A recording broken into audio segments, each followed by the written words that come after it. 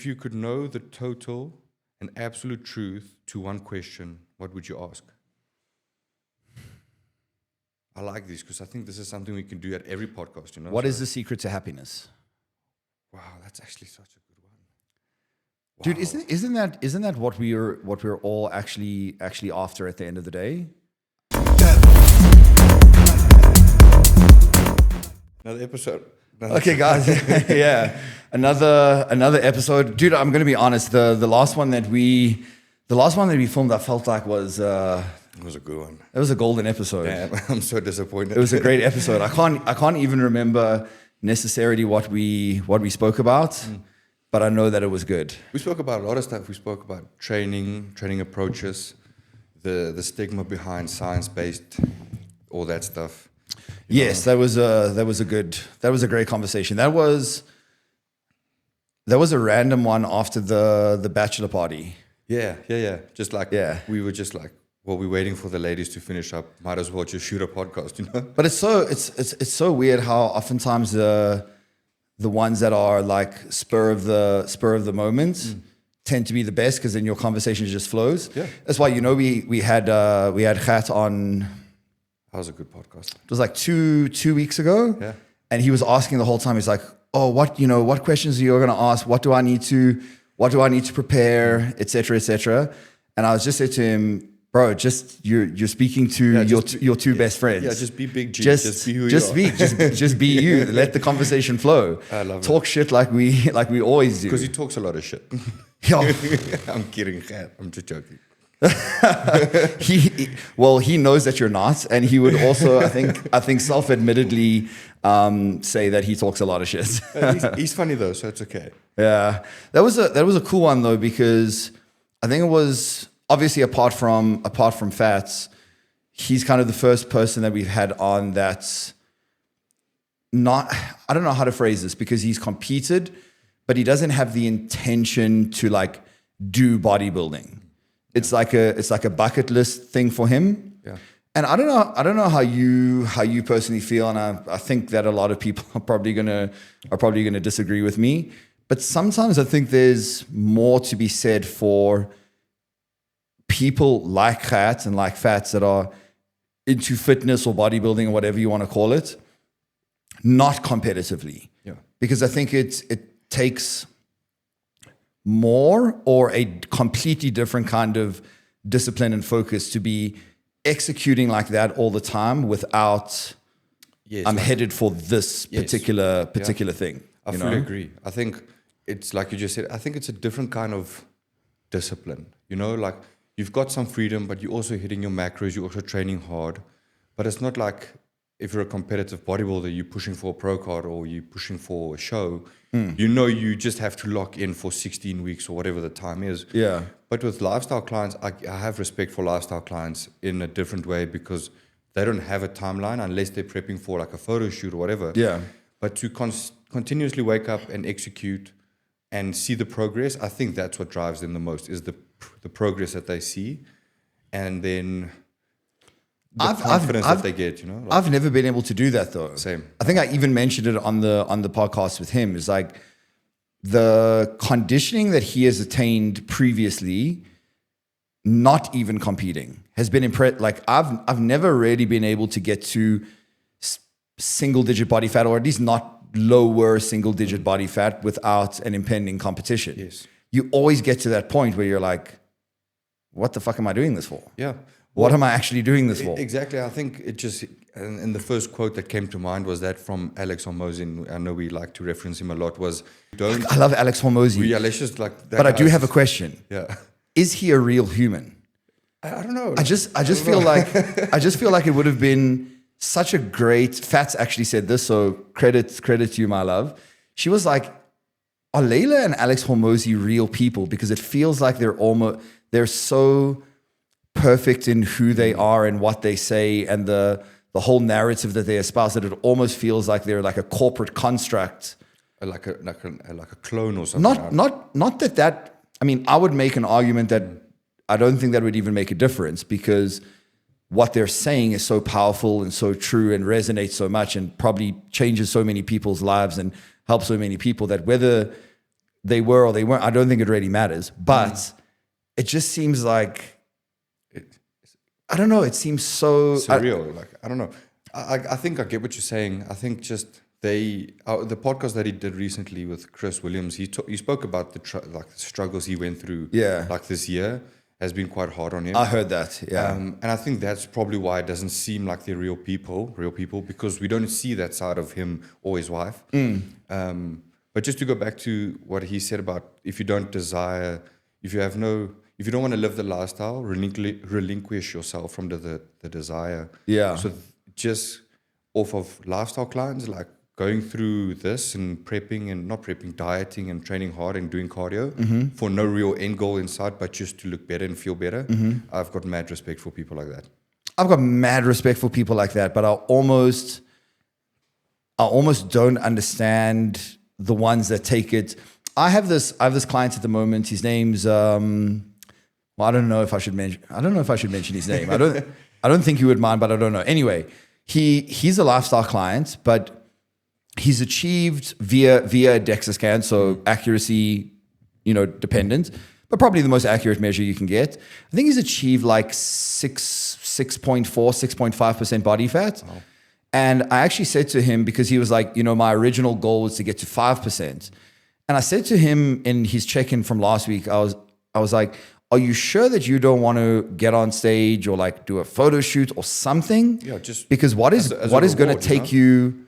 What is going to take you beyond that? Because to get to 5% and then have that at least at a maintainable level for, I don't know, a couple of weeks, months, whatever, it's going to be tough, very taxing. It's that shit is not going to be easy. And why would you do it if it's not to achieve something at the end of the day? I have mad respect for it, but I'm also like, are you crazy? Well, I just think that you get into that mindset of, me looking a certain way and waking up feeling better about myself and life in general. That is the reward. Not getting on stage for not even 10 minutes, fucking 5 minutes, or a photo shoot. I think it's that, just waking up feeling I'm good enough, I'm better, I'm progressing, those kind of things. I think that's what lifestyle clients strive for. That's what I think. For sure, dude. And then, I can completely understand that from the perspective of, I don't know, I'm going away on holiday and I want to look good for the beach, but guess what?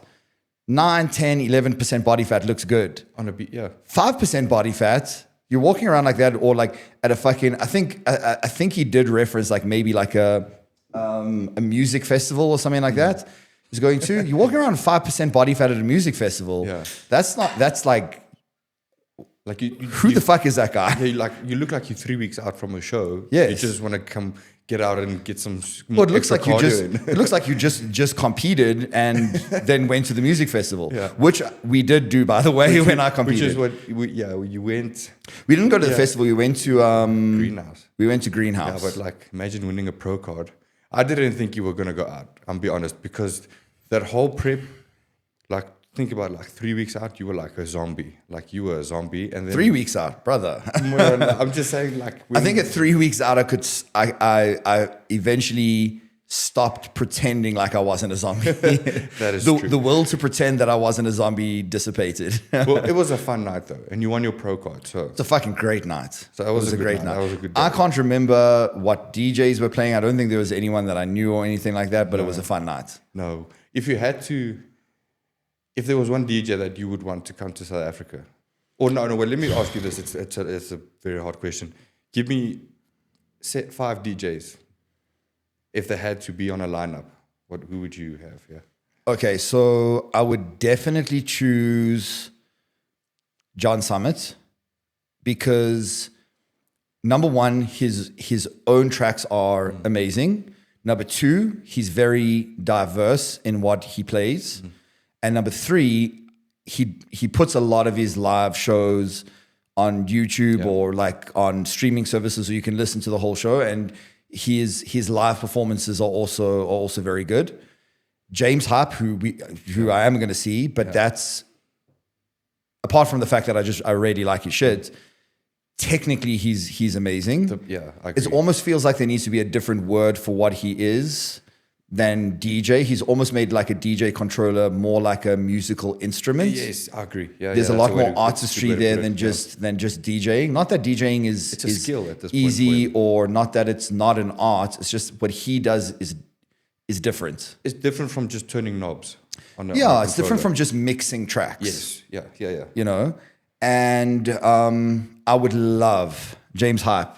If you're a follower, I know you're fucking not. No, but when he comes, I would actually love him to do back to back with his fiance, Okay. Tita Lau, who her tracks. Honestly, I actually prefer her original music to his. Okay. And when they play back to back, from what I've seen, it's always their best sets. That's so cool. What a lifestyle, eh? I would love to see. You know who was I? QDJ. Even though he's here, He's South African. he's here. He's in South Africa. I've never seen him. Yeah. And if you remember that night, you, Velsh, and Gert were here. There wasn't like a big event. You guys just came over, had dinner, whatever. And I was playing that Descendant set that he did, Bro. and that was like so new to me. I was like, I have to see that shit. I remember sitting at the table. We were just chatting and having dinner, and you were playing it in the background. And I remember stopping one moment, just like, What is like, this? hold on, before we continue, who's this? What the fuck is this What music music even? is this? What? I still can't say it. I think it's Gom. Like you say. Yeah, but you have to click it. I don't know. How to do that. Like, You have to click it, and I'm like, no. So that's when he came on my radar as well. And then he was at Descendant as a surprise guest when they came to South Africa. Oh wow, Which was okay. like, fuck. But I was 2 weeks out from a show, so I couldn't have gone. Shit. Okay. Then I would love to see Side Piece. Okay. Also, just an absolute vibe, and I would love to see like a harder techno DJ. I was gonna say Charlotte David. Do you know Ma Erie? No. But That. maybe if I heard their music, but not like the person. I think it's a she as well. Okay. You know, just see these names, and Yeah. like I don't even know what this person looks like. I just see the name. Well, if the music's good, that's all that matters. Yeah, isn't it? exactly. So Exactly. Yeah, I must say I'm gonna stay mostly local with my top 5. Obviously, well, I've seen Black Coffee twice now, but I would love. I don't know if you've seen the couple Cairo and Napa. They do Yes. back to back to back. Yes. I would love B3B. Yeah, B3B. Yeah. 3 hours of them like as a start, and then go into your James Hype, your John Summit, Anima, and then Oh fuck! I left out Anima. Anima, God yeah. damn. Yes, him for sure. For well, sure. he should end, and then just before him, I would probably put Black Coffee, just because I'm a fanboy of him. Do you think that would go like if that was a show? Do you think that would work together? Probably not, because it's so different. Yeah. And well, I think Black Coffee could probably play some other genres. The other DJs, no, not really. They'll stick to what they know. Yeah. I think Black Coffee is good enough to learn a new genre. Oh no, I think you could definitely do it. Yeah. I just don't think that he would. He would. Yeah. Why would you? Yeah. Exactly. That's crazy. What's been happening in your life, bro? Well, I've been off-seasoning, as you know. Been growing. It's early days, bro. But you look very, very different. Yes, so I mean, weight it's been staying very consistent for about 3-4 weeks now. We haven't actually changed much in terms of food, macros, whatever. Yeah. But I feel like I'm growing. I said to Nicola the other day, You look like you're growing. It feels like every session that I have, I feel like I'm growing. The pumps are insane, the strength is increasing, and the supplements are the same basically, or it's increased a bit, but it's not like major. Yeah. Compared to peak last year. And I'm already stronger than I was last year, and we're only 3 weeks in. Well, that's why not much has changed, because there's no need to. I mean, I think if there's one thing that I learned from your off season last year and Velsh's off season last year is that your weight moving up is not the best indication of muscle growth. Yes. You know, that's just an indication that you're weighing more. Yeah, It doesn't indicate much. And then I see now what's happened with Velsh from his first show going into the second show. Yeah. And what happened with Pet basically from the start of his prep in December, January to where he is now in this little interim period between the first NPC show and the pro qualifier at the end of the year. And the only, you can only put it down to the fact that these guys were growing even in a deficit. So I'm not trying to say try and grow in a deficit, but what I'm trying to say is you don't need a crazy caloric surplus, and you don't need to be gaining a kilogram a week to be building muscle. In fact, I would argue that if you go down that road, you're simply making your next prep harder. You're going to have to diet longer, diet harder, risk more muscle loss, than just run your off season a little bit more conservatively. Look for a smaller rate of gain, and use your strength and performance, and use your visuals as your determining factor in terms of are you moving in the right direction. Well, going through the J3U course, I realized that every phase is just as important as the previous phase. It's just the way that you approach it. So that post-contest phase, I used to think, it's just now I can eat what I want and just not do cardio well. Is now I am probably, I think I stepped on stage at around 94, right? If you can remember. I'm 100.8 now, and we're probably 12, 13 weeks post-show. Yeah, and I'm visually much bigger. Oh, dude. With quite good conditioning, I would still say, Very good conditioning for an off season. I mean, your previous off season, that you see, I think that's why Pet has had such a insane transformation even over the contest prep, is that I've been working with him the longest. Yeah. So I got to do a prep, an off season, a very long off season, some mini cuts, then another prep, mini cut, etc. I've been working with him for longer, so I had control of exactly what he did after the first competitive season that we did together. With you and Velsh, I took you on after your competitive seasons when you were working with other coaches, after a period of time. So there was already some damage done in that post show period, which people always think that I'm overstating this. That post show period is so fucking crucial. It's like you can go, I want to have the best off season ever. I want to have the best. You can ruin it in a few weeks. Literally. You can ruin your off season in a few weeks by just letting things go too much. Because then you'll spend your off season, the first 4 weeks of your off season, cleaning up the damage you did in that post contest phase, because you didn't have the self control. Yes, have some freedom, but also have discipline within the confines of your macros. Still get in the steps, the cardio, still train hard to where your body allows you. And the one thing that you really emphasized was prioritize recovery. Like a lot of guys don't prioritize recovery post show. Well, people are probably going to get bored of me saying it because I've put out so much content about it lately.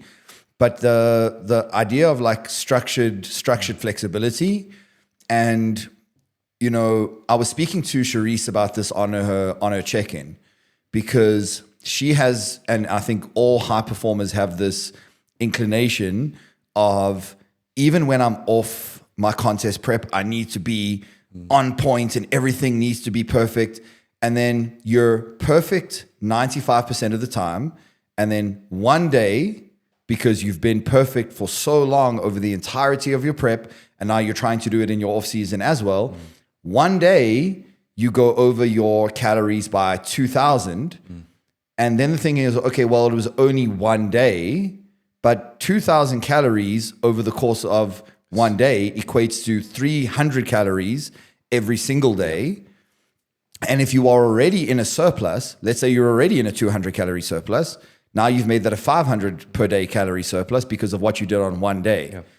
And the point that I made to her is, how about you just embrace having more freedom and more flexibility, and instead of gorging yourself on one day, have an off-plan meal on this day and have an off-plan meal on this day and have one on this day, but then balance your numbers by the end of the week.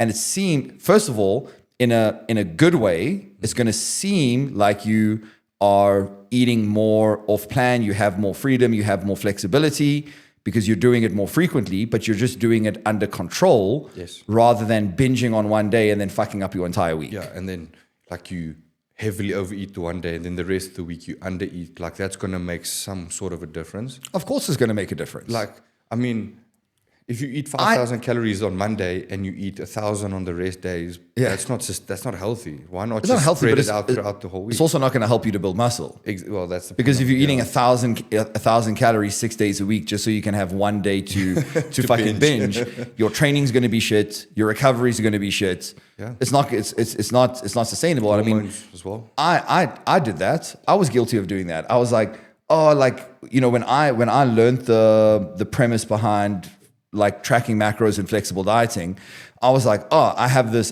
down now. I can have a cheat day every Saturday and I'll eat this much and then I'll bring my calories down on the other 6 days. But I never got fat because I was managing energy intake and expenditure, but I never grew optimally because I was always in a state where six days a week, I was essentially on like contest prep macros, just so that I could have one day where I blew it out of the water.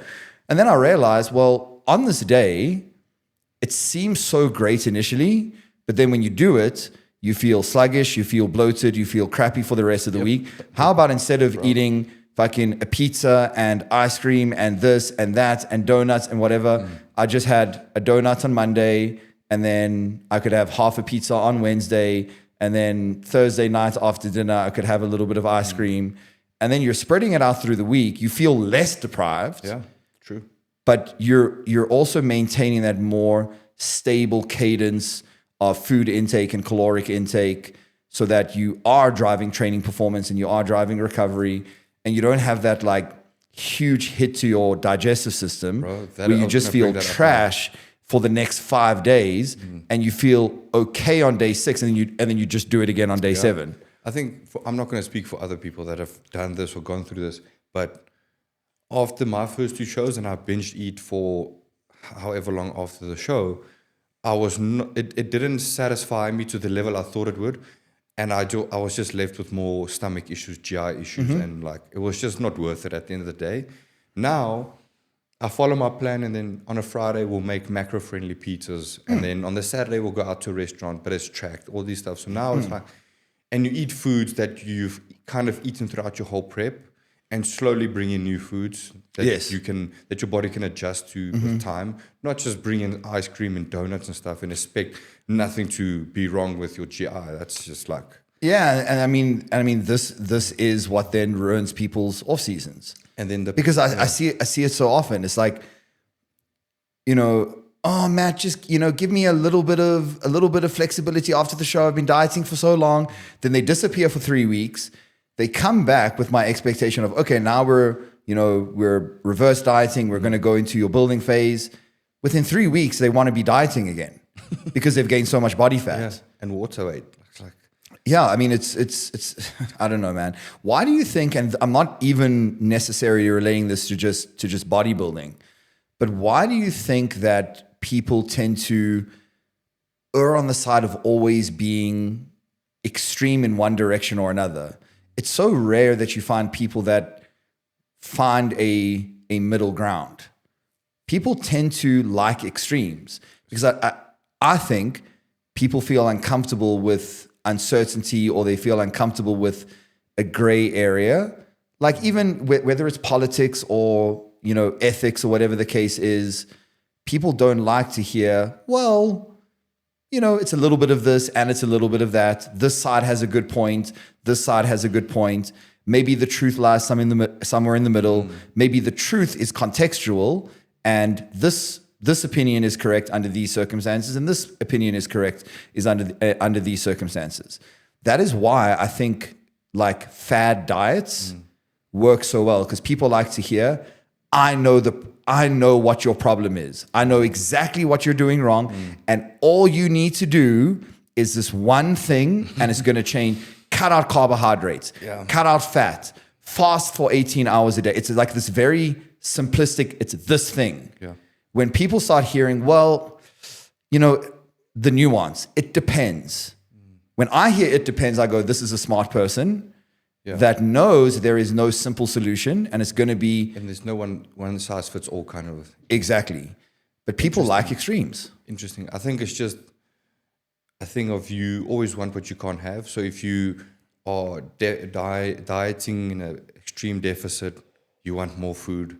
And then when you get that more food, you realize it's not as great, and now you want the opposite. So it's, you're constantly in that, I want this opposite of what I have right now. And that gray area that you talk about is the unknown. And I think the power that the unknown and the uncomfortable has over people, like in all situations, like a new job, this or that, is unbelievable. Now, I'm speaking for myself. Like, I'm very scared of change. I'm very scared of the uncomfortable situations in life. And then I realized on the way here that it's crazy how that's such a thing that isn't even visible, has a power over us as people. It blows my mind. I don't understand why, though. So sorry to bring this back to Alex Hormozy again, but he made a post sometime this week that Fats showed me this morning that I think was like super relevant and salient to what she and I are going through at the moment. And he was like, here's the difference between being sad and being anxious. Oftentimes when you're sad, maybe to the point of being depressed, it's because you think you have no options. When you're anxious, it's because there are so many options and you don't know which to choose from. Okay. So the cure to sadness is knowledge. Yeah. So find out what your options are. Okay. The cure to anxiety is pick a choice. So make a decision. Yeah. And then once you've made a decision, then follow through on it and just keep going with that momentum. What I'm hearing is action alleviates anxiety. That's the thing. So it really fucking does. So whether you pick the right decision or at least you picked, it takes the anxiety away and you deal with the consequences afterwards. Yeah. That's how I see it. 100%. It's better, in my opinion, it's better dealing with the consequences than sitting in the anxiety of what do I do, instead of just committing to a side or decision. And maybe that is why lifestyle clients or after prep athletes will go either the one way or the other way, is because that in between is uncomfortable, and it takes action and discipline and self-control and actually tracking your macros or actually doing the cardio when there's no goal in sight, when there's no real like after a show, like that's what I struggled with. There's no real we were planning on 4 shows a year. We cut it short after 1 because we have a bigger picture in mind, but I struggled with not knowing I'm competing in the next week or the 6 weeks, the IBFF show or the NPC show or the PCA show. So then what I realized was I need to change my process. So my process should go from I'm prepping for a show to what systems can I put in place to have the best off-season while having the nice flexibility that comes along with an off-season. And now I'm in such a good place where I'm living a good life, I'm training, I'm just enjoying life, enjoying bodybuilding at this point because I've found what works for me. Yeah. And it's uncomfortable. It's that finding is the uncomfortable. Once you have it, that's it. That's a very interesting point because I had a client reach out to me the other day, and he made a I wouldn't say it was he did actually ask the question, and it was for the first time in a very long time. I was sitting there and I was like, I don't know how to respond. I don't have an immediate answer. So I'm going to have to, I'll answer a couple of other check-ins and I need to reflect on this to really give him something that is going to be valuable, because he came to me being very, very overweight. Okay. And he's been with me for like 18 months and it's been 18 months of predominantly being in a deficit, but obviously intermittent diet breaks, et cetera, but his tangible long-term goal was fat loss. Now the dude's lost something like, I don't know, it's probably the equivalent of like 30, 35 kilograms. Wow. Okay.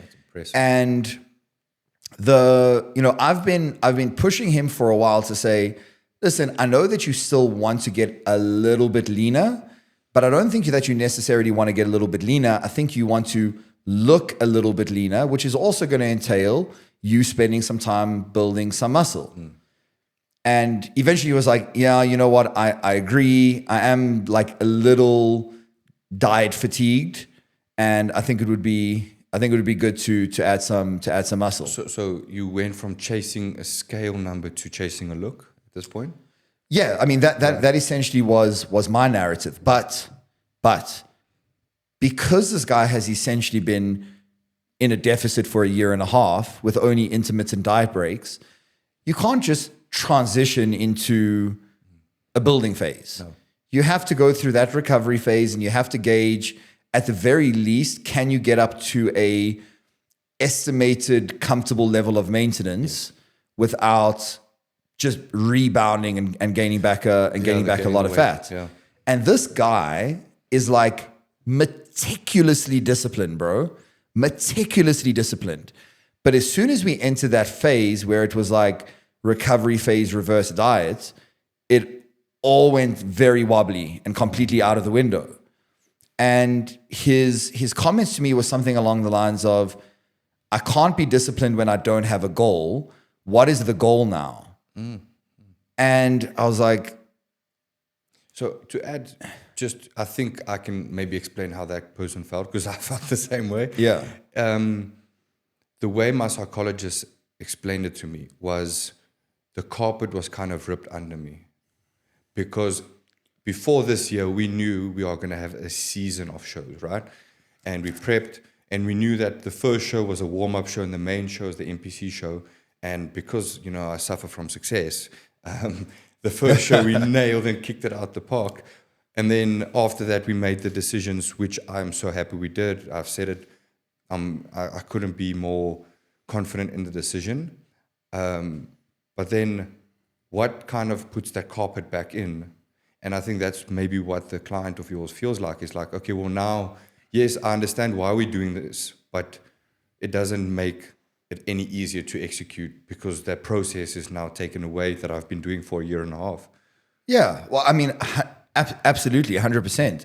But I think it's also very difficult to, when you're in a fat loss phase, the goal is very clear, and the metrics of success as you're working towards that goal are very clear. And as you get deeper into the process, they become clearer and clearer and more frequent with time, to the point where, in a contest prep, I could be asking you to check in with me 3 or 4 times a week. And every time you check in, you're going to be looking different. Literally, yeah. So there's a huge kind of reward system that plays out there. Especially in peak week, wow. Especially in peak week. But I mean, the latter stages of prep or a fat loss phase anyway, just every week, if you're doing things right, you're going to see a difference. And there's a reward there. And that reward is what keeps you going when things are difficult.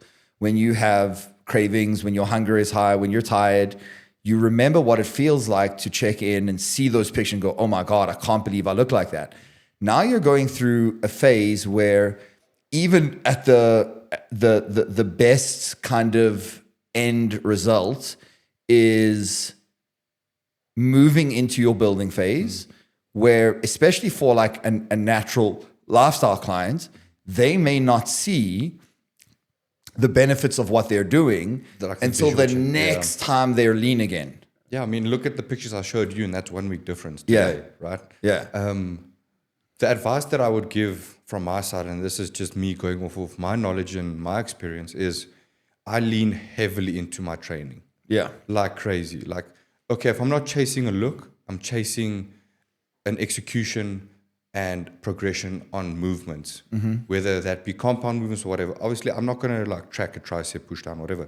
But my main movements, do you not care about your triceps? I do care about my triceps, but like, I mean, I want to progress in the training, because I would see it as, well, now I've got the fuel and the energy to be pushing PR, especially as a natural athlete. I would think that is the main thing to look into when you transition into that phase. So maybe you could try that and see if it works. Really lean into it. That's absolutely one of the pieces of advice that I gave him, and I think he's taking it.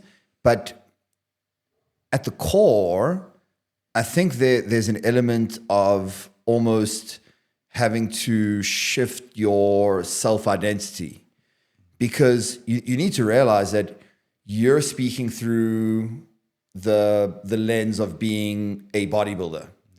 A lot of people that are doing this like as just lifestyle clients, especially when the primary thing is, listen, dude, I'm fucking 30 kilograms overweight. I just need to, they're not really thinking about, I want to be shredded with separation or whatever. yeah, okay. It eventually gets there, but They don't know what that looks like. oftentimes the training is a means to an end. Okay. The bodybuilder, the competitive bodybuilder, almost invariably gets into the sport because they love training. Yeah, you're right. A lot of these people don't love training. They're doing it because, well, I kind of have to do it. Yeah. So to shift the mindset from I enjoy seeing this visual progress that I'm making to I need to be focusing on what I'm doing in the gym, progressing in my lifts. It's also a very hard transition because then you're asking them to start focusing on enjoying something which isn't necessarily something that they enjoy. Yeah. I see what you mean, because a bodybuilder loves to train. That is why he's a bodybuilder. Mm-hmm. A lifestyle client does it because they have to, because it's the only way to lose fat and muscle, and is to burn calories, do cardio, be in a deficit, train. Yeah. Right. It's like, listen, I want to. It's like mandatory for I want to lose. I want to lose all this fat, but I don't want to be skinny fat to the end of the process. Yes. I'm gonna have to get some lifting in, but they don't necessarily love lifting. Yeah, I see. Okay, that's interesting. I don't know.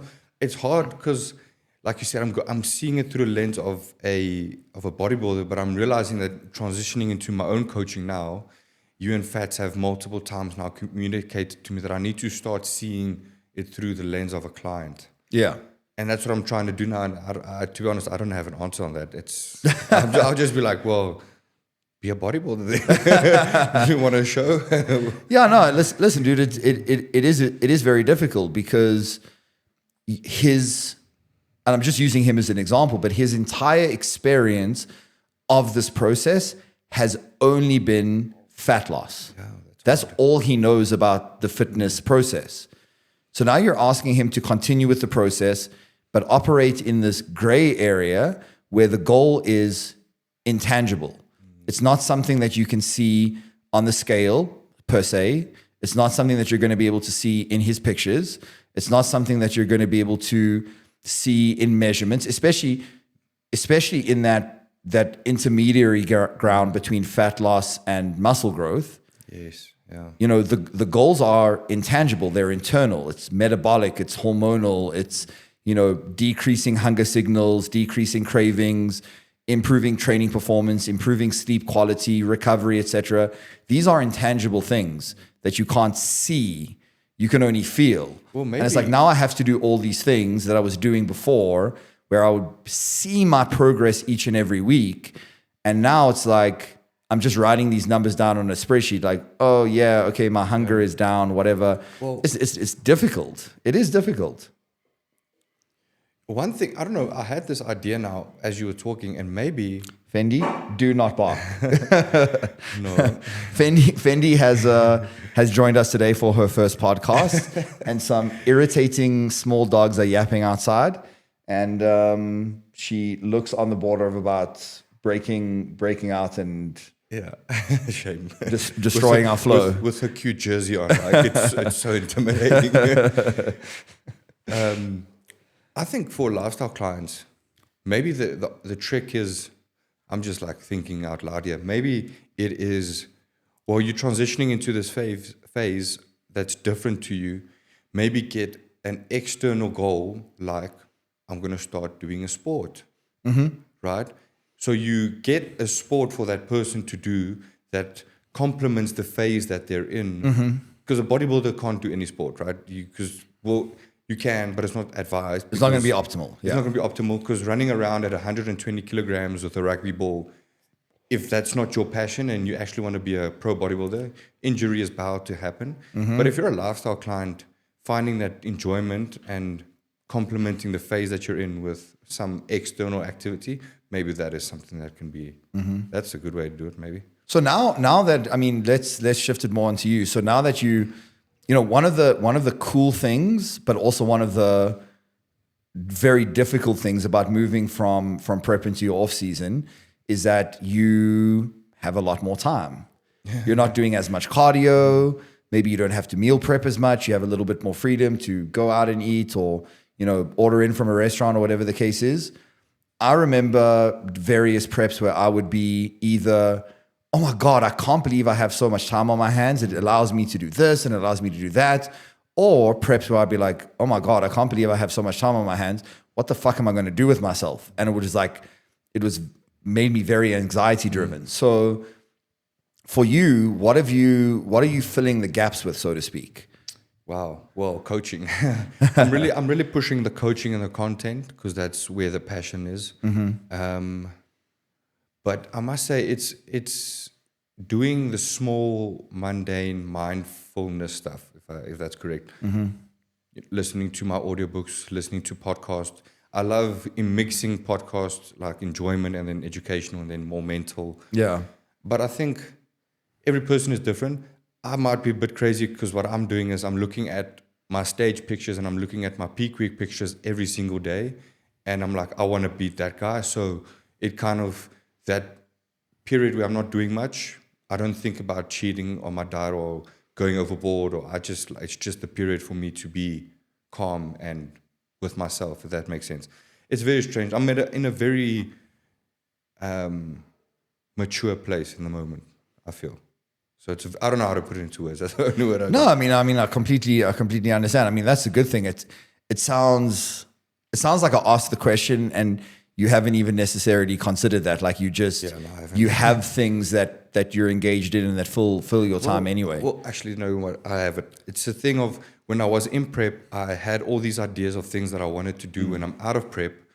So instead of just still thinking about those things, I'm just actually doing what I said I was going to do. Okay. That's it. That's to put a plan. That's it. Okay. So that way it doesn't feel like some void in my life.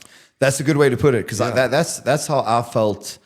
I felt before, not anytime recently, because as soon as that time opens up after prep, it's just you fill that space with more work, more coaching, more clients, or whatever the case is. But previously, I remember I'd be like, what did I used to do with my time? Before I can't actually remember. Before I was doing all that cardio, and what did I used to do? I can't remember. Well, I think that's why I told you to please, can we keep the cardio in? Because the cardio in my mornings, like the way I explained it to Nicola as well, is that my mornings, maybe you're the same, is like some sort of a me time. Like I need to have my mornings start relatively early, not your early, but early enough for me to have at least like 1 to 2 hours quiet with myself, own thoughts, do what I want to do. And then the day can fucking come the way it wants. Like, honestly, couldn't care. Well, I think you and I are very similar, and I think you're saying a very similar thing. Mine is not necessarily me time in the sense that I've been waking up at about 3 a.m. / 20 past 3. That's crazy. It is and it is and it isn't. But let me tell you why. Because for me, it's not me time, but even though I've never necessarily been diagnosed, I think I have a tendency towards like ADHD, those kinds of tendencies, because I'm very, very easily distracted. Same. Especially when I'm doing incredibly focused work. Yeah, so my check-ins are very focused. And even though I love to do my check-ins, it's the kind of data intensive stuff that, let's say at school, I would have hated, because it's a lot of numbers and it's a lot of recognizing patterns and trends and all that kind of stuff. Yeah. And when I'm looking at that kind of stuff, if I'm not fully present in the moment, I'm very easily distracted. And when I'm doing that kind of work later in the day or in the afternoon or whatever the case is, I hear a noise, a dog barking. I hear Fats saying something downstairs or on a phone call. It distracts me and it takes me out of that flow, and then I get irritated. Yes. And then I get irritated, and then I can't get back to it with the same precision and passion and all that kind of stuff. So waking up that early, then I start working at 4, and I work until about 8, 8:30. Dude, let me tell you, those 4.5 hours go by. It feels like it's 45 minutes. because there's no noise, there's no sound, there's no distractions, there's nothing. It's just me sitting at the computer doing my check-ins. I'm completely focused. Yeah. Then I reserve the remainder of the day for other work, whether it be content creation or editing or new client calls, or I'll wake up with like the fun 60 messages in my inbox. Yeah. And even though it's you're answering questions and stuff, it's not a 15-minute long check-in video where you're analyzing data. Yes. So I'll do all that stuff, and then if I have an athlete that's in prep at like 3-4 weeks out and they check in their morning, which is my afternoon, I'll respond to that, but it's only like 2 or 3 people. 95% of my check-ins are done in the morning. And I feel much better that way. It just means that I get tired very early. Yeah. Like Pets and TK made some joke. They sent us a voice note last night because we were telling them about a place that we saw, the place that I told you about that we saw yesterday. Yeah. And we couldn't find it listed on Property 24. So they were telling us about it. We were telling them about it. And TK found the property on Property 24. So she sent through the link and said, "Is it this one?" But in the voice note, they were like, "I know you motherfuckers are probably asleep, or you guys are probably asleep already, whatever. You such old people, whatever." And I was like, I was listening to it and laughing, but I was also like, based on the time that I wake up, my 8 p.m. at night is.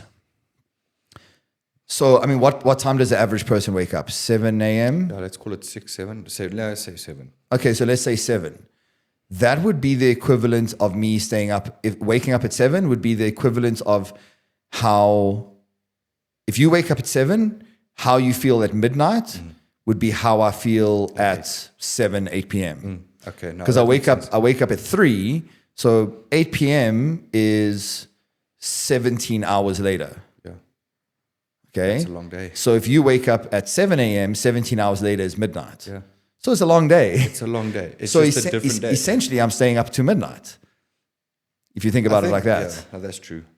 I think just to back on what you said, I think the one thing that I was very serious about was being intentional with my action, and not only just going through life or going through whatever phase I am post-show. And I think that's how you fill the void. Whether it's fucking coloring in a book, at least you're intentional with it. Before you know it, you've done the whole book and it's 5 o'clock, you can have a meal, you can have whatever. But to fill that void, you need to be intentional with action, in my opinion, because otherwise you're allowing laziness to take over. And that's how you slip into that bad off-season space. I wonder if it's even, I mean, especially in the way that you're framing it now, I wonder if that would even be laziness. That's like this lack of momentum. Yeah, well, it's habit. So if you break a habit once, it's fine. If you break it twice, it's the start of a new habit. Yeah, you see, that's a good way to put it. It's very interesting. There's a lot. We were speaking about it today. There's a lot to be said about just action and momentum. Yeah. Because your actions initially may lead to nothing. It may lead to nothing. But if you just continue taking action and you build up that momentum, eventually it's going to lead to something, and then that compounds, and then it leads to something even bigger. So that's what it is. It's just a matter of taking the action.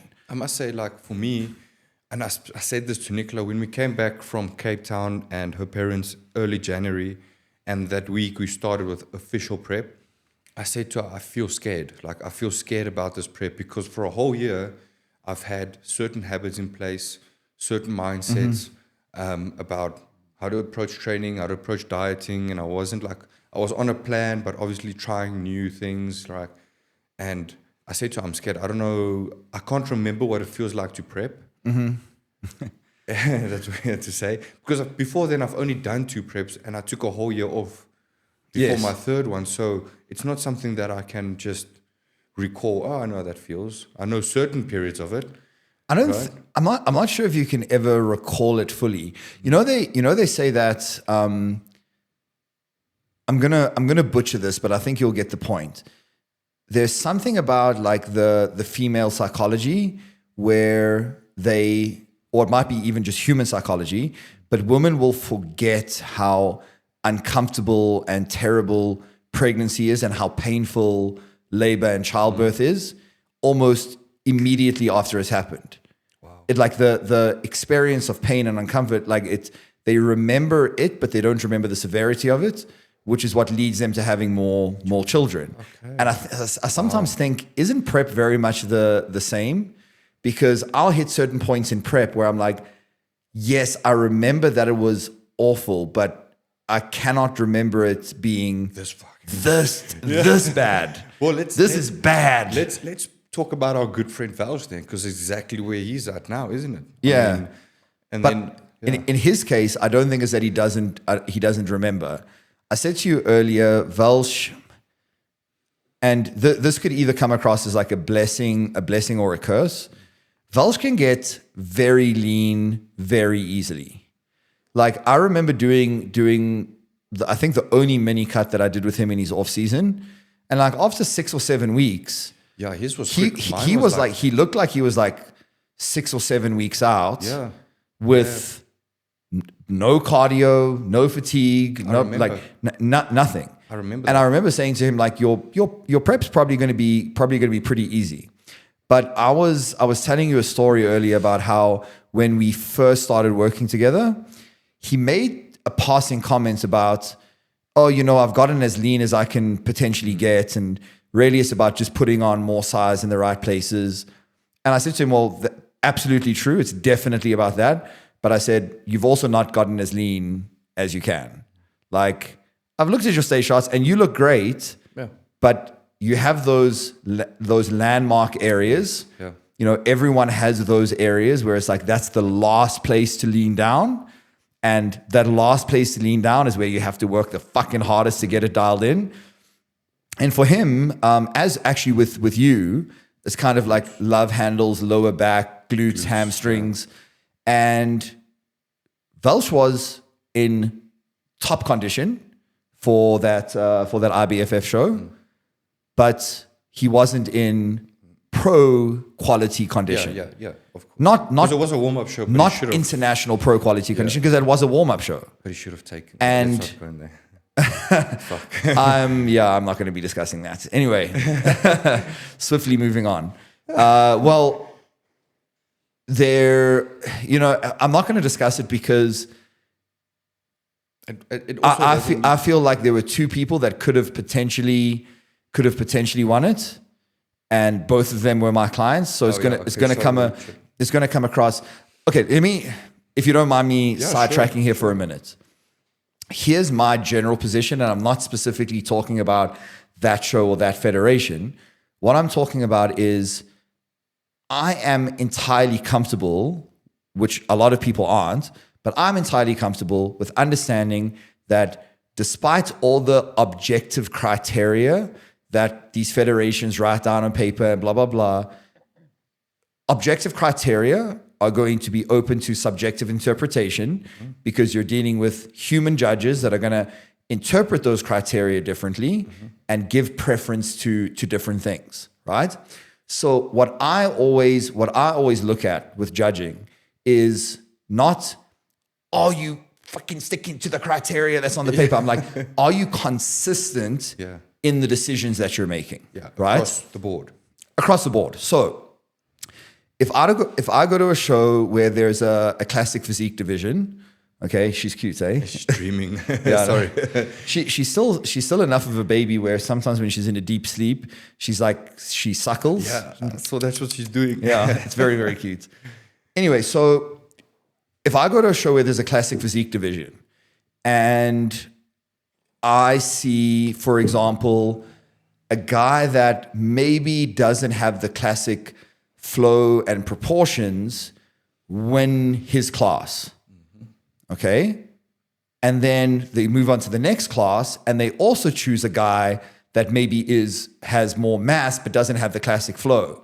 Then I'll go, okay, well, these judges or this federation tend to prefer their classic physique athletes certain a little bit more muscular, and they're putting a little bit less preference towards the structure and the flow of the physique, which I don't agree with, but I can appreciate. And I go, you are consistent in your decision making. It might not be strictly to the criteria, but you're consistent in what you're looking for.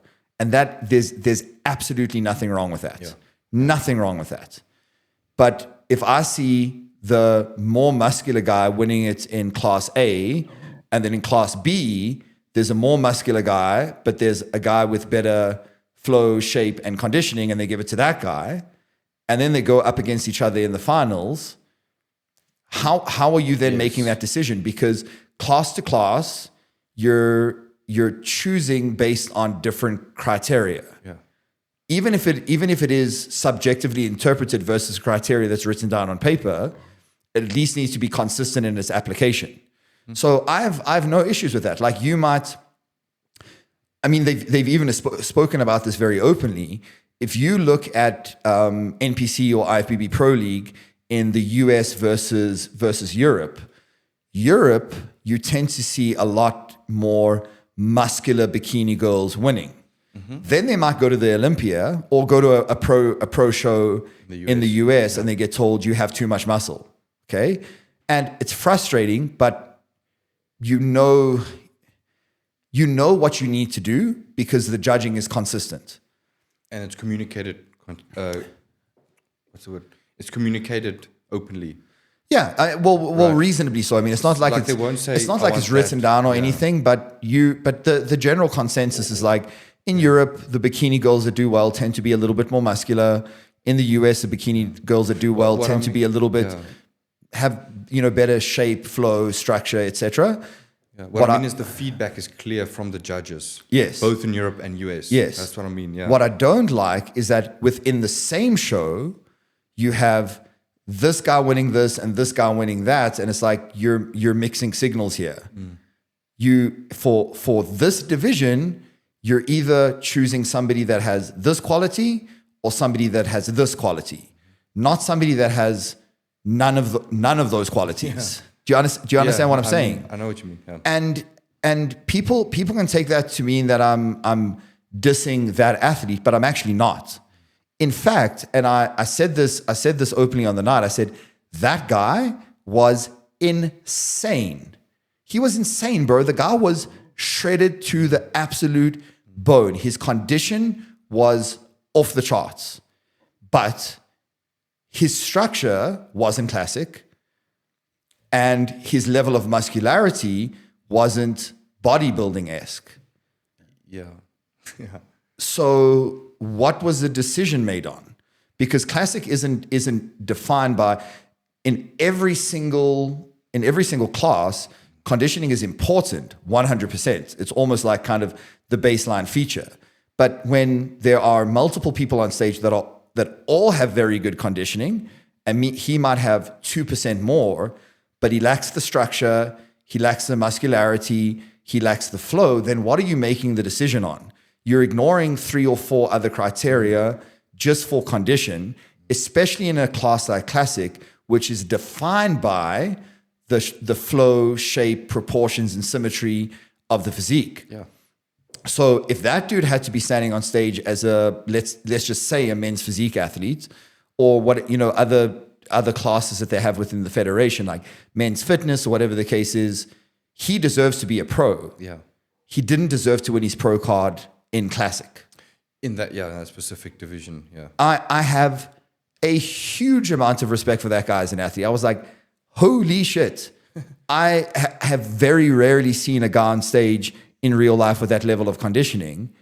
And you should turn pro, and you should get all the flowers, and you should get a fucking trophy, and you should be competing overseas, and you should, all of it. You should have all of that. You deserve it. And guess what? Like fucking, I will coach you to that. Yeah, literally. I will take it. Like I would love to have you as a client. You're exceptional, but just not in classic. Yes. in that lineup.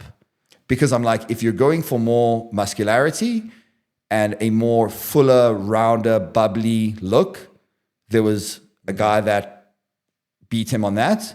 If you're going with more classic flow, the X frame, the V taper, the small little waist, the almost comically round muscle bellies in relation to your joints, etc. There was a guy that should have beaten him on that. So I'm like, what I'm trying to understand is when you're marking down on a paper the scores, what is the criteria that he is winning on? Yeah, which is, I guess. That's what I don't understand. That's what I don't understand. Okay. No, I fully agree. It's consistency in application. Yes. It would be like me, telling people like everything I said. Now, guys, in your off season, you need to embrace having a little bit more flexibility and a little bit more freedom and working that into your numbers. And then I tell you that for 2 or 3 check-ins, and then you check in with me the next week and you go, yeah, on Tuesday I had Nando's, and then on Thursday I did this, but I fit it into my macros and I balance things up by the end of the week. And then I go, you can't be doing that. In your off season, you need to be blah, blah, blah. And I'm sending you mixed signals. Exactly. Does that, and now you're going to be like, well, I've lost faith in you as a coach because you're telling me one thing and then you're telling me the exact opposite thing. And you are not, if you told me I need to treat my off season like a prep, or if you tell me you need a little bit more flexibility, I can understand both things. I can fully understand it. Whichever one it is, I may not agree with it, but I understand it as long as you are consistent in it. Yes. If you're not consistent in it, then I don't trust you. Yeah. And then you lose all credibility. Yeah. And then the results are subpar as well. Because then you don't know what to do anymore as a client. That's crazy. And then you have somebody like that who's going to go overseas and compete in front of judges that maybe do hold to stricter criteria or who are more consistent in their application of that criteria. And then they're going to go, and then you're going to fucking place last. Yes, and you're going to think, oh my God, I'm terrible. But guess what? You're not terrible. You're amazing. You just got the wrong feedback and you got the wrong result in the wrong division. Yes. So you're not meeting the criteria. Yeah, dude. If Francielle had to go stand on a bikini stage, she would lose. If Francielle had to go stand with the figure girls, she would lose. Yeah. Does that mean that she's not a good athlete? No, she is fucking amazing. It just means she's an amazing wellness athlete. Yeah. And on that course, on the J3U course, John Jewett has like literally one part where he talks about picking a division, and then he breaks down all the different divisions. And I'm like, more athletes need to understand this more than coaches need to understand this, because everybody's got this idea of like, I want to be in classic because it's Chris Bumstead or whatever. But if your structure is literally everything against what classic is, you're not going to succeed in the sport. Please hold that exact thought, because I have some great commentary on it, but I'm going to do something very embarrassing. I need to pee. The bathroom is right there, so you're going to hear me pee. We're going to pause. This is going to be recorded. I'll edit it out, or maybe I won't. We'll see. I'm back, and I feel like I'm really getting into the flow of this one now. You filming me while we're filming ourselves doing a podcast? No, I'm just going to put that up and say, crazy podcast coming up. But Mr. Fendi. I really do feel like I'm getting into the flow of this one. So remember when you first joined the team, and I was like, listen, my vision for you is to be in open bodybuilding. Yes, I remember. Because I don't think you have a classic structure. Well, now I didn't like that at the time. you didn't like it at the time, but I think it's just such a perfect example of what you're speaking about, because as the coach, I gave you feedback that you may not needed to hear based on what I saw and the visuals and the data that I had at the time. Yeah. Now, after I'd coached you and I'd seen, all right, when you actually have a plan that's workable, that makes sense, and you're responding to that, your structure is incredibly classic. And then I had no ego about it. And I said, no, you should do classic. I've changed my mind. And we want a pro card. And we want a pro card. And I changed my mind based on the evidence that I was seeing before my eyes. But you're saying exactly the right thing. Is that you may want to be a classic physique athlete, but your genetics don't care, and your structure doesn't care. Your structure is what it is. Literally. And you can't force being a classic athlete if you're not that. Yes. And judges can't force somebody winning as a classic athlete or as a bodybuilder or as a men's physique athlete just because they have a good physique or because they have good conditioning if their physique is not fitting to the criteria of that division. Exactly. And I think also a lot of it is on the athlete, right? We've seen literally this past weekend, was it? Yeah, last week, a week ago, the classic guy, Fabian, that was at one stage a couple of years ago, 7th or 6th in the world in classic physique. He didn't make weight. He had to do an open show and he came 4th. He beat other open bodybuilders that have been doing it for years.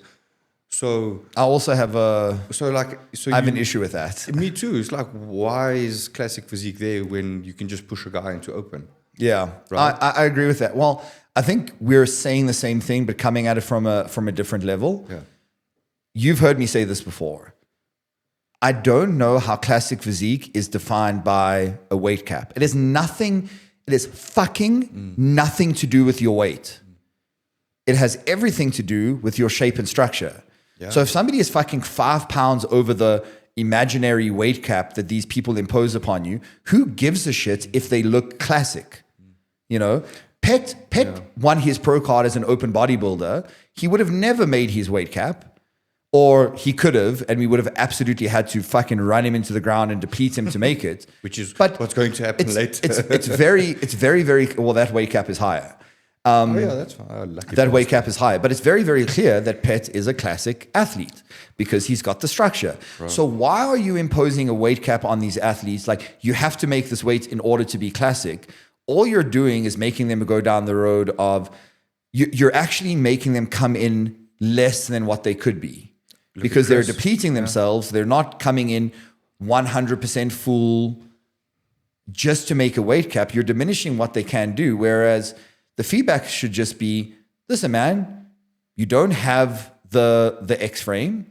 You don't have the structure. You're not a classic athlete. Do men's physique if you have this shape. Do open bodybuilding if you have this shape. Like it would, in my opinion, it would be like imposing some kind of weight restriction in wellness to define what wellness is defined by the lower body proportions in relation to the upper body, right? So you can all look at a girl and be like, that's a wellness athlete. Well, I mean, you can see it. Don't you think then it just becomes bodybuilding? Because they've got weight caps in 212 as well. So I think that who then that makes sense to me though. Who then defines what classic is? Okay, what I mean is, like Jay Cutler, for example, didn't have the smallest waist, but because he was so broad and so wide from shoulders, he looked symmetrical. Not obviously as symmetrical as, say, Samson, but imagine having Samson Dowda in classic physique at 150 kilograms on stage. It's like, why do you have the division then? Yeah, but we have to acknowledge that classic physique as a division was defined on criteria that are a little bit ethereal anyway. It's like it's a throwback to, or originally was supposed to be a throwback to the golden days of bodybuilding, the Frank Zanes, the Arnold Schwarzeneggers, et cetera, which obviously at that time, that was just bodybuilding. So classic physique is just bodybuilding with a certain structure and look, a smaller waist, a more pronounced X frame, etc. That isn't defined by a weight. So your argument, and I understand your argument, and it's so nice how this has come in full circle.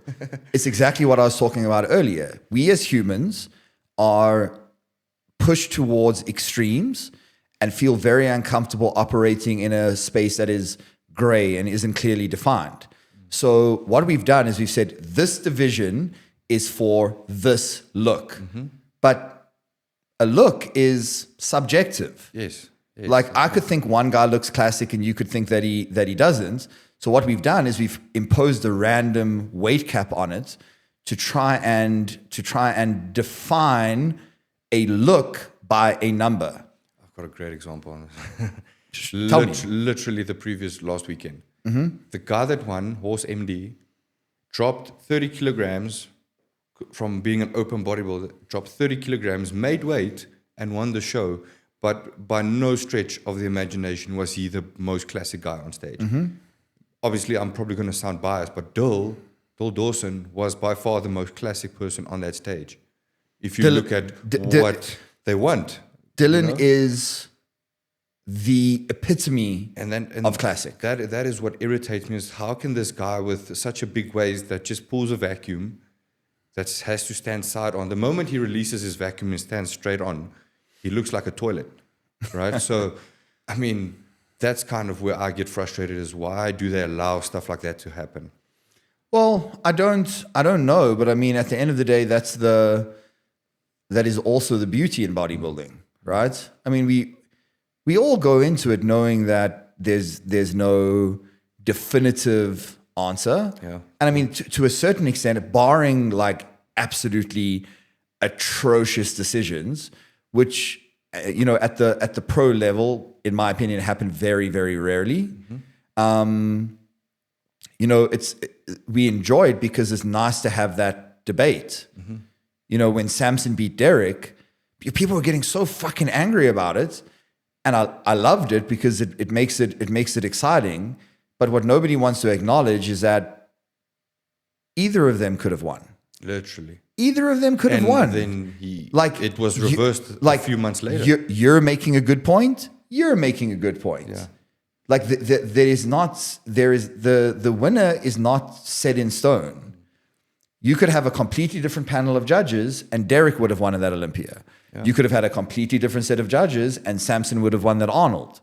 This is true. Yeah, I think they're both fucking amazing. What I would just like to see is that, I think the consistency you spoke about is if, and I think maybe they do this, maybe I just don't know, is if you look at classic physique competitors, you need to be judged according to the best, right? As an amateur, you need to be judged according to the criteria of who is the best at that time, right? So if you want to do classic as an amateur, great. But if you put your pictures next to the best, and you can literally see the structure is not there, it should be judged accordingly, in my opinion. Yeah, I think it will filter out a lot of bodybuilders. Oh, dude, listen, that's a very different thing. What I'm saying is, when there's a case like Samson versus Derek, and you're gonna have some guys that go, oh yeah, dude, but Samson has better flow and better proportions, better symmetry, and he's like, he's tall, he's got that thing with open bodybuilders that you have that wow factor. Like, oh my God, I can't believe this guy is such a fucking freak of nature. But then he's also got a very aesthetically pleasing physique. But then Derek is shorter and he's got that fullness and that very round, bubbly muscle. Like, you can make the argument either way. With classic, you can have that debate when both people have the classic structure. You're going to go, oh, listen, this guy is a little bit more conditioned. You can see that his glutes are in, his hamstrings are really in. But this guy, he's a little bit, more bubbly. He's got rounder muscle bellies. Some judges are going to give it to this guy. Some judges are going to give it to that guy. Yeah. But when you have a guy that is winning that doesn't look classic, that's a different story. So I think classic is very subjective. So I think maybe let's move more towards bodybuilding. Let's use Pittsburgh as an example. Two completely different physiques. A majority of people had Nick Walker winning, and even some judges had Nick Walker winning. I mean, they were tied, so obviously, yes, right? But in your opinion, thinking back, and I know it's some time ago, but just to kind of push the point a bit further on that specific, because in bodybuilding, it's quite clear what they want. It's not as subjective as classic, I would say. Why did you think they went towards Derek? Do you think it's because he's a previous Mr. Olympia? Do you think I don't know. I personally think there was a lot of outside factors that played a role, in my opinion. I think, based on what I read, that most of the judges had Nick winning at prejudging, and then he faded in the finals in terms of his condition? like stamina posing. Okay, so He lost it on that, apparently. Yeah, okay. But a couple of good YouTube channels and Instagram pages ran through pose by pose, and when you look at it pose by pose, and you look at it in relation to the scorecards, Nick taking it at prejudging seemed like the good decision, and for them to have reversed that decision in finals, there must have been a pretty significant deterioration in terms of him being able to hold these poses and that posing fitness. You know. Okay, so that comes down to other factors outside of the objective criteria. Outside of just like the physique. So then it becomes, well, we're going to put these guys through rounds and see who fades first or who gives up first, or dude, even the sometimes it does come down to that. Even the smaller things like stage presence, or I get that. That's what I agree with, and that's what I like about bodybuilding specifically. Whereas with classic, I don't see that in classic, because especially with these couple of shows that have been going, the guy that doesn't look classic wins the show. And we've seen it last week, and we're probably going to see it again. And it's only at the Olympia the top 10 classic guys look classic. Yeah, dude. I don't understand it. I mean, if I were in that position, like, if you really feel like this guy deserves to be a pro in our federation, and this guy should be competing on the international stage as a pro, tell him, listen, you're not winning this lineup, but you're still getting a pro card. You need to compete as a pro in this category. Yes, yeah. Because you are already at that level. You're just competing in the wrong division. And that's the thing is, but then that takes discipline or self-awareness from the athlete to know that, say, for example, you're a men's physique guy, but you've got legs. You just need to grow them a touch more. Why would you stay there, not just take the time off and move up? Because you've gotten the feedback that you look classic. Your upper body is starting to take a bit more dominance and your legs can grow. Why do you stay in the division? But I also don't think that's necessarily the case with men's physique guys versus classic physique guys. Well, I mean, that Kai Pro is a good example. He was told that, bro, look, No, 100%. So what I'm saying is that it's not generally applicable. Okay. Like men's physique, if you just take men's physique guys, let's just take the top 10 Olympians. Yeah. No matter how much muscle some of those guys put on, they wouldn't look classic. They wouldn't look bodybuilder-esque, I don't think. I see what you mean.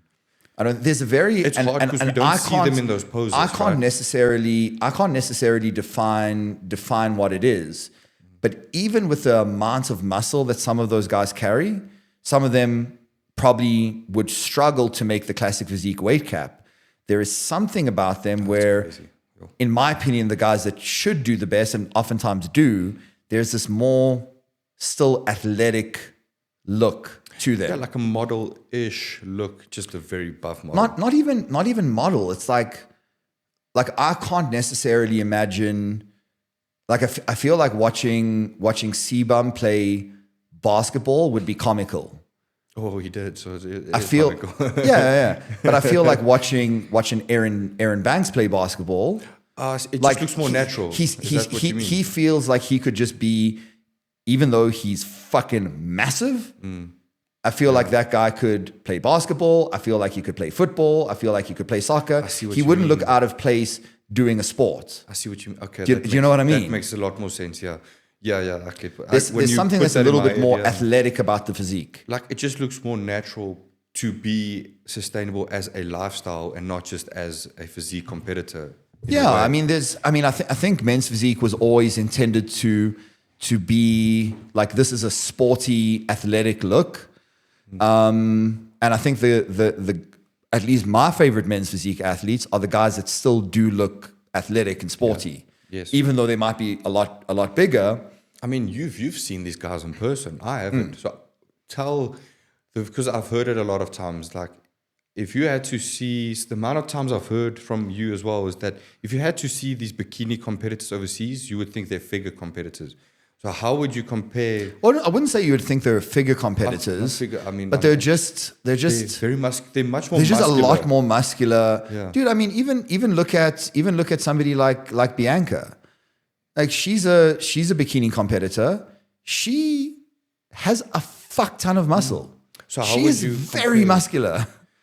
How would you compare muscularity in person from a classic guy to a men's physique guy? Let's just focus upper body now, obviously, but I mean, Well, I think there's some men's physique guys that are more muscular than classic physique guys, but I think it's two completely different shapes and structures, or It's at least hard. should be. It's hard because we don't see these men's physique guys hitting classic poses often. So And here's also the difficult thing, is that we're breaking down. We're going men's physique, classic physique, bodybuilding, right? Yeah. But in reality, there are more than 3 body types. Do you understand what I'm saying? yeah, I get it. So, I mean, think about it. Let's just even go into the nitty gritty of a category. In men's physique, you have somebody like Aaron Banks, or who's the other really tall guy? He's actually like one of my Black guy as well. Corey something. I think his name is Corey. He's also a very tall black guy. I know. But anyway, insane. Like they're two of my favorite men's physique competitors, and both are very high level. Aaron has obviously won the Olympia. Then you have somebody like Ryan winning the Olympia, and to a certain extent, obviously both are suitable for men's physique, but they have very different body types. So it almost feels like you could even break that down into further different divisions. You know what I mean? Could be. Yeah. And I see what you mean. I don't think they'll do it. No. I mean, because I think the NPC is testing out this fit model division.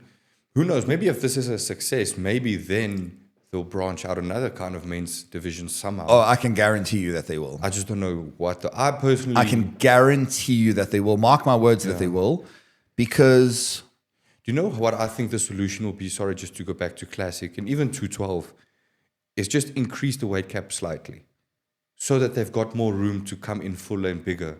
bro, just don't have a fucking weight cap. I Just don't have a weight cap. Like you're encouraging these guys to use diuretics and use protocols that at the very best make them not come in looking to their full capacity, to their full potential. At the very worst, are impacting their health in the long term. Why are you making these guys force a weight on the scale when you know that a shape and a structure is not defined by weight? You know, you can like look at Pet. Okay, we could run him through his peak week, and he could be 2 kilograms over his cap. Right? Does that mean that he's not classic? And He's probably more classic. Then what? I cut his water and put him in a sauna for an hour. He drops that weight, and now he is classic. It's the same fucking guy, and the guy that weighs less looks worse now because he's dehydrated and depleted. Well, that's what happened to me in some way. Yes. Yeah. So it's like, fuck. Yes. Yeah, I get that aspect. I think maybe it's just the NPC and bodybuilding world trying to make it more interesting by making it harder. So making it harder makes it interesting because that means only a certain number of athletes with certain genetics can make this division work. But then you can make the argument that so the athletes that make it work aren't necessarily the athletes that go according to what you put on paper as the criteria. No, they're trying to make something which is not tangible. They're trying to make that tangible. They're trying to say, we want this look, and therefore we are going to be restricting the amount of muscularity you can have by imposing a weight cap. And the amount of muscularity up to a certain point doesn't matter. The shape does, and people are getting around having too much muscle by just dehydrating themselves and taking diuretics. So there is literally no point to doing it. If the point is we're trying to restrict how much muscle you can have, well, guess what? People have already found a way around that. And guess what? You also keep increasing the weight cap. So at what point are you going to realize that the weight cap means nothing? The shape and structure means something. Yes. But who determines that, though? Well, I would say the head judge at any show. And if you don't have faith in your head judge to be making those decisions, then they shouldn't be a head judge. So hypothetically, say there was no weight cap, and going off of what we've seen once, who would you pick to win a show between Chris and Samson? Both very tall guys. In what division? No, I'm just saying if there's no weight cap for Classic. And Samson had to enter Classic. Yes. Chris Wins. And then if it was the other way around, Samson obviously takes it. Yes. I see. And I think anybody would say that. Yeah, that's interesting. Because we don't need a weight to understand that Chris is a Classic athlete, and we don't need a weight to understand that Samson looks like an open bodybuilder. And if you had to put Chris and say Flex Wheeler, who would you pick? In what? I consider Flex Wheeler a classic bodybuilder. He would be, in my opinion, a classic winner and an open winner because he just kind of fits all criteria. So it's hard. Yeah. It's hard. I think that's why because there's just too much. I would struggle to answer that question simply because Flex Wheeler is my favorite physique of all time that's ever existed, and I very much doubt that anyone that will ever come into existence will change my mind that he was the very best. Yeah. He's not. He was crazy. Ronnie was obviously the best bodybuilder of all time because of his accomplishments, but my favorite physique of all time is Flex Wheeler. Mine is Phil. I like Phil. Also insane. I mean, anyway, I think, that's a crazy topic. I think that's something that can be discussed for hours because it goes back and forth the whole time. But that's the thing. That's what I'm trying to say is that's the beauty of it. Yes, it always will, because anytime that you're trying to impose like this strict, like you have to meet this number, you have to be like this, you have to be like that on something that is not able to be clearly defined. It's like, dude, essentially what you're doing is like my favorite producer may be Anima or John Summit, and yours might be Skrillex or Zomboy.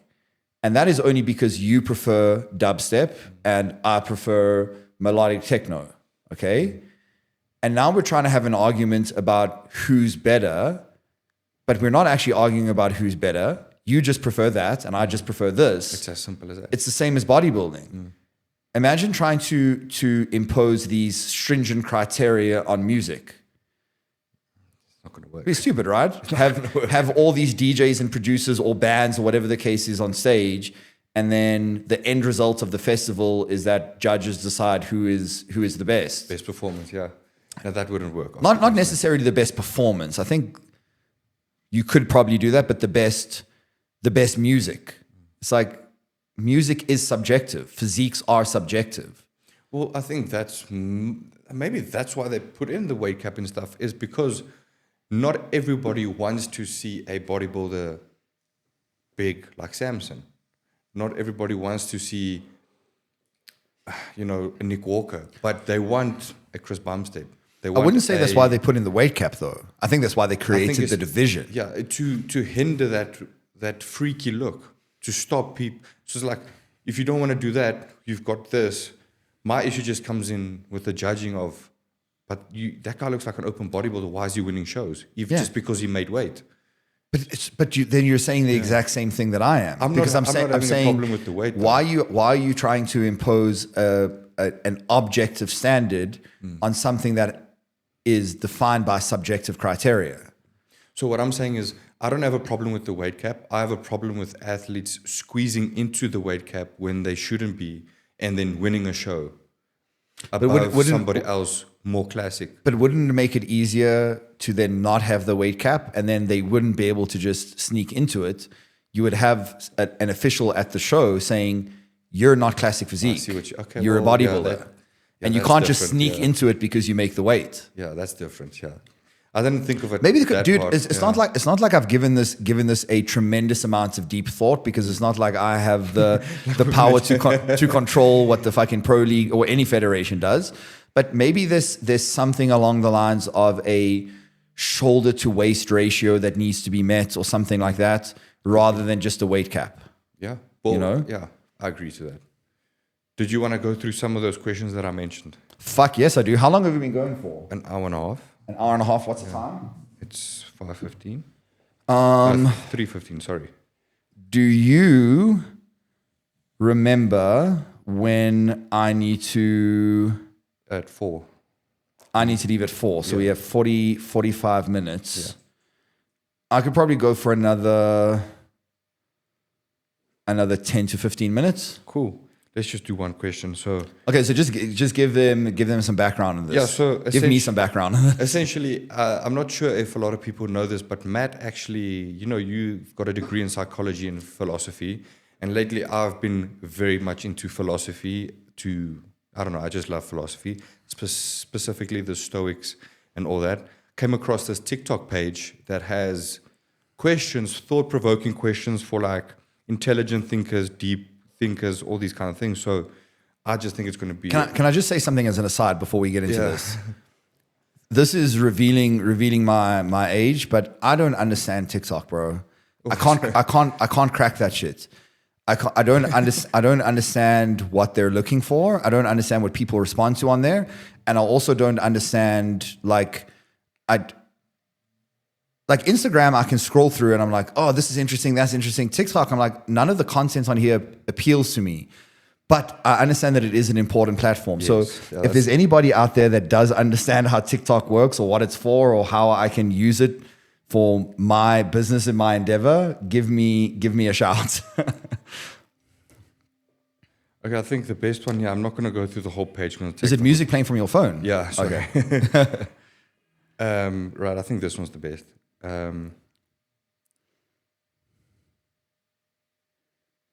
So, all right, I think this is a good one. If you could know the total and absolute truth to one question, what would you ask? I like this because I think this is something we can do at every podcast, What is the secret to happiness? Wow, that's actually such a good one. Wow. Dude, isn't that what we're all actually after at the end of the day? I think everything comes down to that. We all just want to be happy. And accomplishments and progress in life and things and objects and material possessions and the house we live in and the car that we drive, the person that we marry, the friends that we keep, all of that is I want to be happy, but I don't think any of those things directly lead to happiness. I think a lot of them can facilitate it. I don't think they directly lead to it. Yeah. I just don't know what it is, because I know people that don't have all of those things and are inherently happy people. And I know people that have all of those things and aren't inherently happy people. And it just makes me wonder, like, what is that? Yeah, I think for me, I think it's purpose. And the word purpose can mean, so there's this Japanese philosophy, I've got Kaizen here, which means being better every single day and seeing it as an opportunity to be better and not perfect, right? But there's another one called Ikigai, which means finding your purpose. And it's divided into four areas. And I'm going to read it now. It's a Japanese concept referring to reason for being, a sense of purpose and meaning in life. It's about finding joy and fulfillment in what you do. And the sum of small joys in daily life can contribute to more fulfilling life overall. I think there's a difference between fulfillment and happiness, though. Could be. Like I think finding your purpose gives your life meaning, but I'm not necessarily sure if that directly equates to happiness. But I don't know. There's 4 rules of Ikigai, so it goes much deeper, and it's you need to find something in your life that you love, that you're good at, what the world needs, and something that you can get paid for. So it's like it's these 4 circles, and then there's one big circle, and in the middle it's Ikigai, and everything is connected. And that's what I think is happiness. The moment a person finds this, I think happiness is. I found that, and I'm not always happy. I'm not happy all the time. Well, I've literally found that. That's a good point, actually. I mean, maybe I still need to find that to that degree, but that is an interesting point. That's a very good question. Wow, it's a good one to kick it off. So But it's what's a the very secret- good one what's to the kick it secret off. to- Maybe ask ChatGPT. Maybe he knows. Well, Fats actually read me something the other day that, and I don't know if I want to say it because I feel like I'm definitely going to get it wrong and I'm going to fuck it up. But it was something to the effect of happiness is derived from it's not like attaining something, whether it be an object or anything like that. It's the getting rid of things that make you unhappy. So, oh yes, this is what it was. Okay. She said that, and I don't know where she got this from, but she said happiness is actually your default setting. Our default setting is to be happy. Okay? We are not happy not because we need more or something different, but because we need to get rid of the things that are taking us out of that default setting. That's such a good way to look at it. And that made a lot more sense to me. It does make sense. Why does it make sense? Because I've achieved purpose and fulfillment in something that I love doing. And you're getting paid for I've achieved and getting paid for it. People need it. People appreciate it. I've achieved material possessions. I have probably the best people around me that I could possibly ask for. I have a true partner in my life. Theoretically, I have all the things that you could possibly think of as the recipe to happiness, but I still struggle with it sometimes. A lot of the time. Wow. And I think it's not because there's something more that I need. I think it's because there's still things that I need to not have. You know what I mean? That makes a lot more sense to me. Wow, that's actually so deep. Yeah. I mean, okay, we knew it was going to get deep when we got into it, but I didn't think you were going to throw such a big question from the get. Yeah. Like I thought we were going to ease into it, but okay, we're here now. I think it's a mixture of that and feeling like we spoke about today, feeling the feelings that we don't want to feel. Yeah. It's It's like, again, how Chris said, if you numb the bad, you numb the good, right? It's very. I mean, that's also true. Is like maybe there is no secret or key to happiness. Maybe life is just life, and we ascribe value to things. Like this is good, this is bad, this makes me sad, this makes me happy. But maybe they're just things that happen. That is literally the most stoic thing that can. It's not what happens to you; it's your judgment to what happens to you. Yeah, perhaps. That's literally what I really about every day. I don't know, man. And I mean, I've been thinking about this a lot lately, simply because I've been asking myself. I mean, that's why there was such an easy question for me to answer, because I've been asking myself that constantly, every single day. I've been asking myself that because I have gotten to the version of me 5-6 years ago. I've achieved everything that I would have ever wanted to and more. And if you had asked me back then, I would have said that'll make the happiest that I could ever be. That is like literally the end goal for me. And I've achieved all of those things. And there are certainly times where I've been happier. There are also times where I've not been. And I've also noticed that there's some days that I wake up and I just feel fucking great. And there's some days that I wake up and I feel miserable. And there's no real difference between those days. Sometimes the days that I feel wonderful, it's in the same set of shitty circumstances. Or some of the days that I feel miserable, it's in a set of good circumstances. So do you think happiness is perception? Perhaps. I mean, maybe a big component of it is, for sure. Like you winning your pro card, you could perceive that as, well, I've achieved this goal that I've set out for myself for so long. Here it is, like amazing. Or you could interpret it as, oh, this happened so soon, it diminished so many more experiences that I could have had before getting this. Yeah, I was on that side. I was on the ladder. You can interpret it. You can interpret it both ways. So I think for sure. it's probably something I'm going to go think about the whole day now. Because, I mean, yeah, I'm actually lost for words now. I don't know what to say. Like, that was such a good question, startup. Wow. Yeah. So I do have to wrap up because Bonnie and Randall just checked in with me because they're competing and I need to get back to their check-ins. So guys, that's how important you are. I'm interrupting the most philosophical podcast I've ever done just so that I can respond to your check-ins. Shout out. But yeah, dude, that was an awesome one. Awesome. I'm glad this one worked out. It's like third time lucky now. Well, we hope so. I mean, that looks like it's in focus. My one looks like it's in focus. And it's recording. That thing is recording. We might have something here, actually. We might have something. Yeah, dude. But thank you for that, bro. That was a really good one. And you know, I want you to just be a staple of this podcast. You know what I mean? Yeah. We should get that chocolate man back on here as well. Bro, this motherfucker is lazy. Wish me luck with the house today, because at least, good luck, bro. at least maybe he'll be able to come there more frequently than he does here. Nah, but thanks for having me. I love being on this podcast. It's so cool. Love you, brother. Thank you. Cheers, guys.